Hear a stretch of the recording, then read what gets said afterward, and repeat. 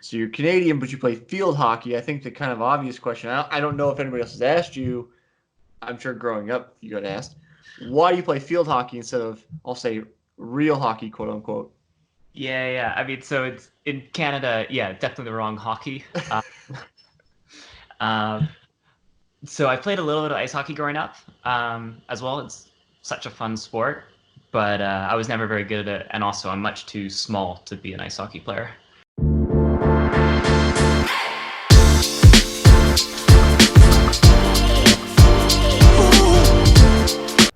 This episode of the Smart Athlete Podcast is brought to you by Solpre, skincare for athletes.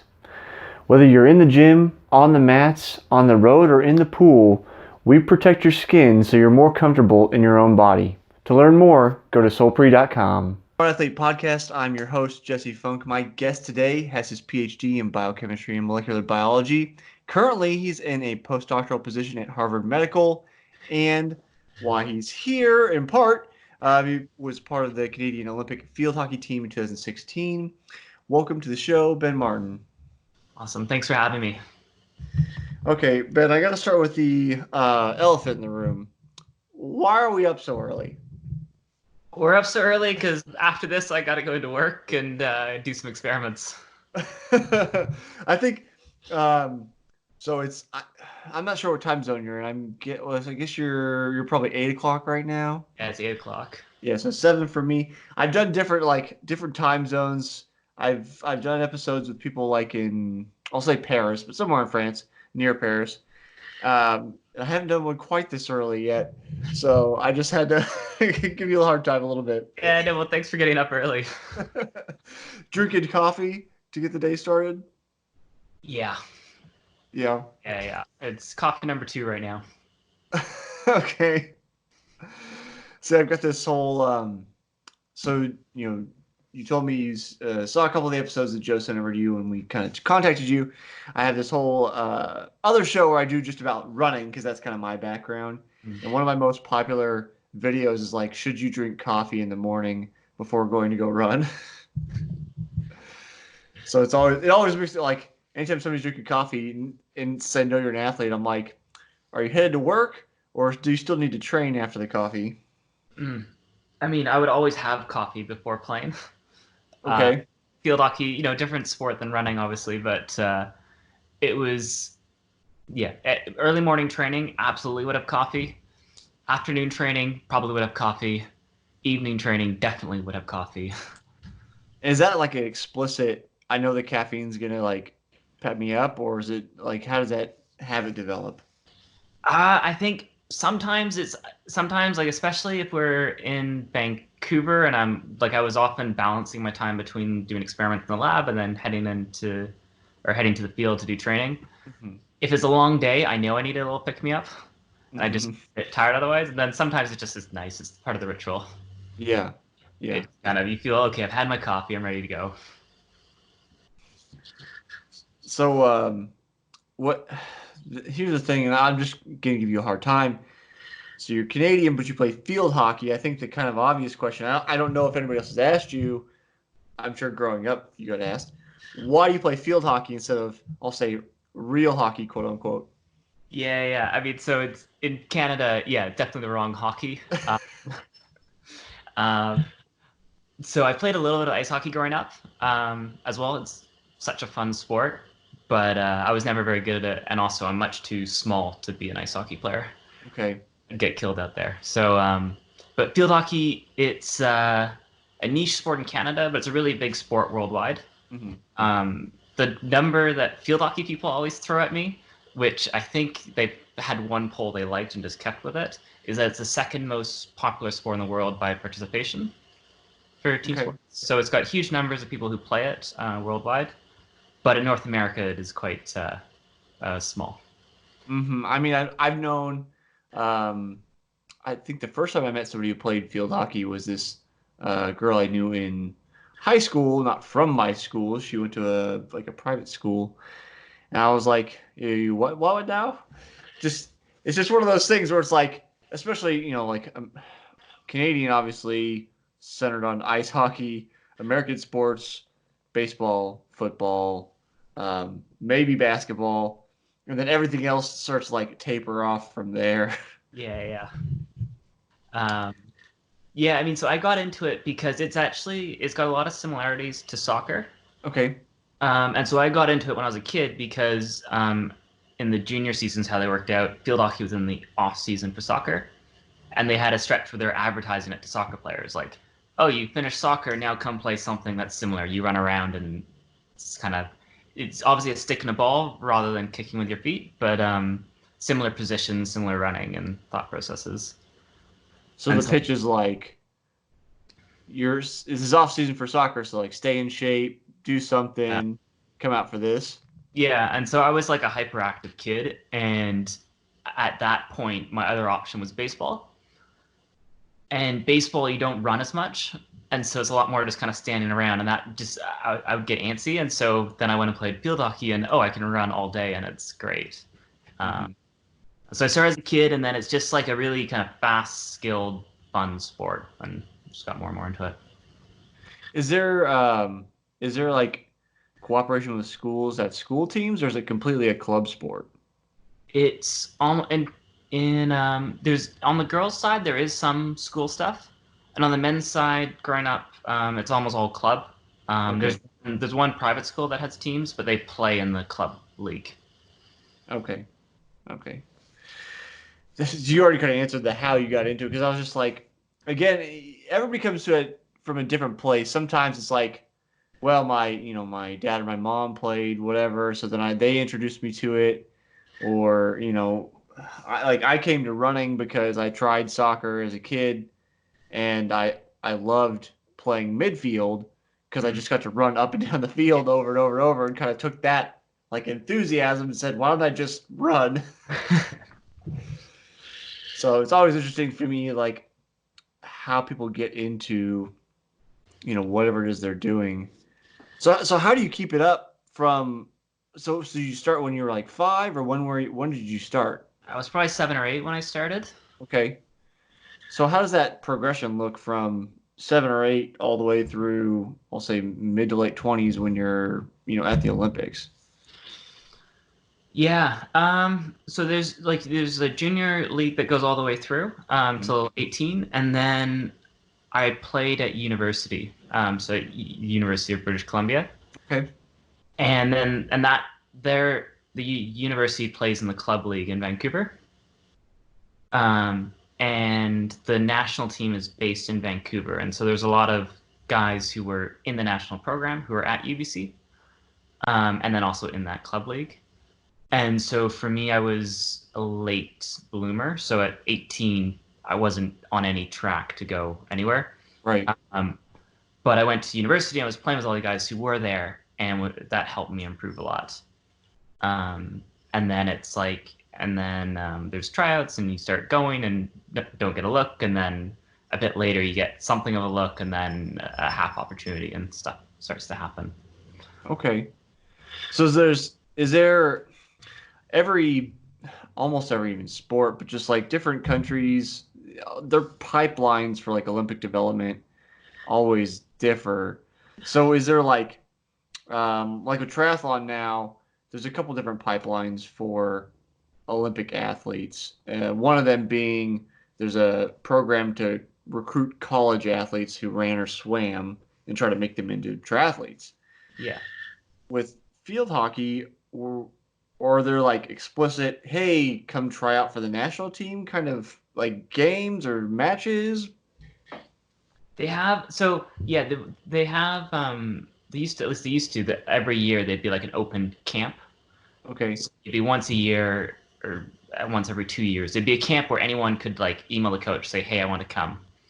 And you could come and you'd have like a 3-4 day camp, and they assess, and it's field hockey in Canada is such a small community. Okay. Like people are showing up who've never seen before.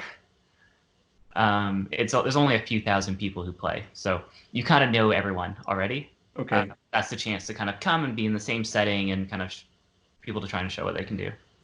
Okay. Okay. So then you're already over in the area basically. So it's not like making like a cross country flight to get there. Mm-hmm. So it's a little convenient for you just to be like, hey, I'm definitely going to show up even if, I'm not necessarily qualified, quote unquote, to be there. Yeah. Yeah, I mean, and that's the hard thing with being a big country is for people not from Vancouver, it's much harder. Yeah. So like friends from Ontario who made the team, you have to make a much bigger first step. Yeah. I'm gonna fly from Toronto to Vancouver and try out and see how it goes. What I know from the like few Canadian friends I have is that like trans-Canadian flights are kind of a pain and somewhat pricey. Yeah, they're not cheap. So that's what I was thinking about when I said that with you being already in the neighborhood. I'm like, all right, we already got that out of the way. We don't have to deal with like the pain Yeah. of doing that. Yeah, no, and then like in terms of pipelines, field hockey for men in Canada is kind of like a unique one or unusual one. Because most sports you kind of have like this big pyramid. So you want to have like so many people as kids, and then like a lot more as like competitive youth, and then as men, and then finally at the very top of this wide pyramid, you have your elite athletes who are going to form your national team. And for men in Canada, rather than a big pyramid, it's more like a very narrow column. So we don't have like the player pool that other countries do. Mm-hmm. And so we will play games against a team like India, where there's millions of people who play in the country, Mm-hmm. and they could form 5 national teams that would all be quite good. Right. And we have maybe 3,000 men in the whole country who are registered to play, and about 30 in our like elite player pool. Okay. And come together, but then it's kind of speaks to the different ways you can get there, because despite having such a small pool, we can still be, at and around 10 in the world and compete like India. Well, see that as I watch, and I admit I did not watch field hockey in this last Olympics. I actually didn't watch much of anything besides the triathlon, where I knew some of the people in it. Um, it always kind of amazes me how you get. And Canada is not a small country by any measure, but in terms of depth of like the field hockey team, like you said, it's not like you've got 100,000 kids out for the sport and then you're whittling it down from there. So it always kind of amazes me how you get, I'll say, small nations or small pools of talent from different countries that somehow still develop to the point where they're competitive enough to be competitive on the world stage. Mm-hmm. It's just this, and I always kind of wonder, like, how does that happen? Is it simply a matter of if you have, I'll say like a critical mass kind of number.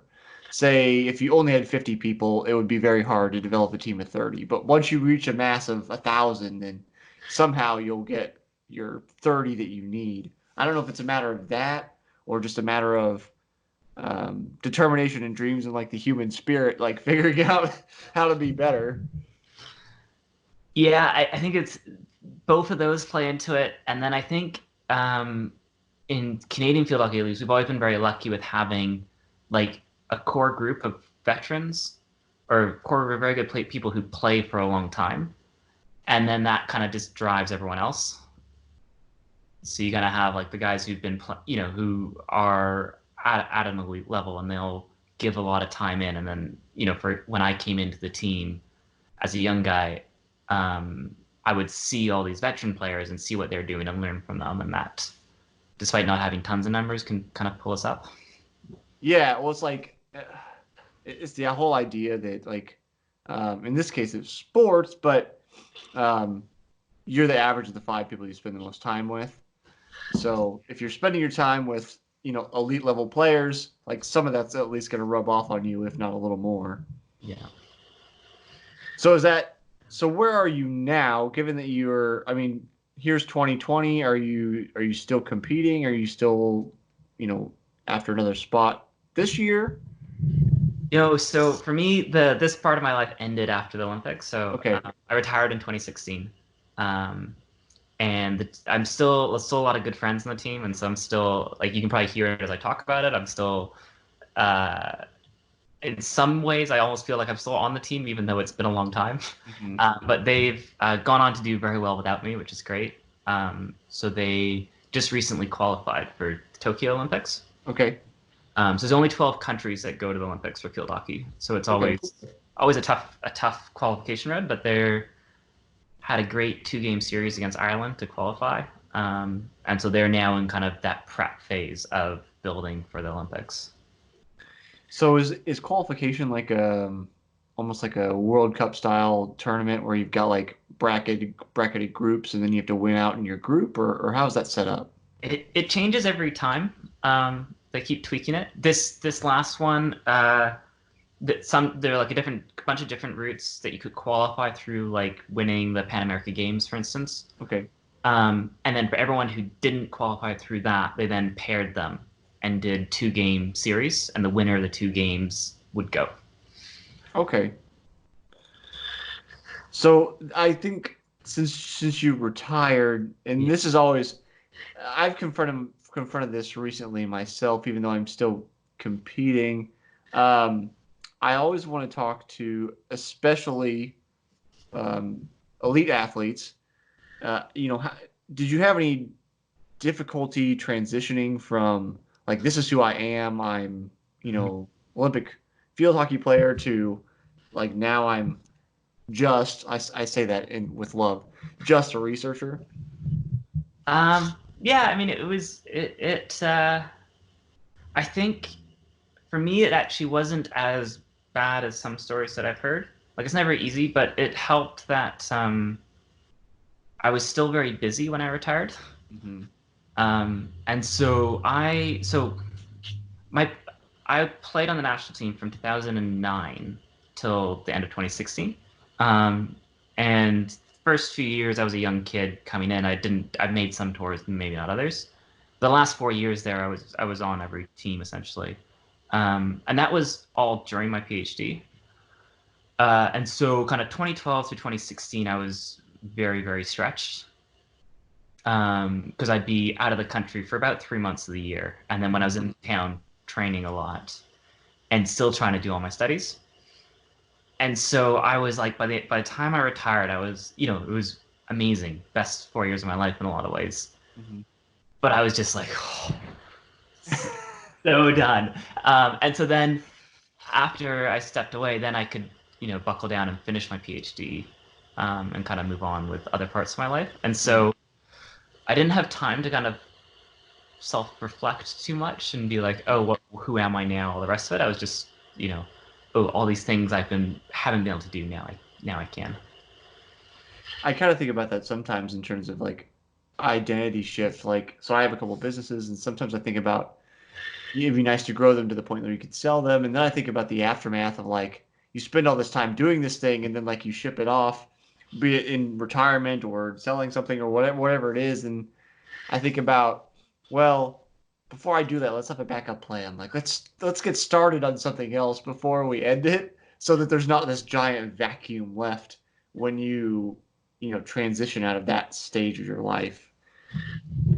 Yeah, and it's tough because like for me, like it was so much of my focus was on the sport, and it's you're constantly thinking about it. You're training, you're building towards specific tournaments and making different teams and all the rest of it, and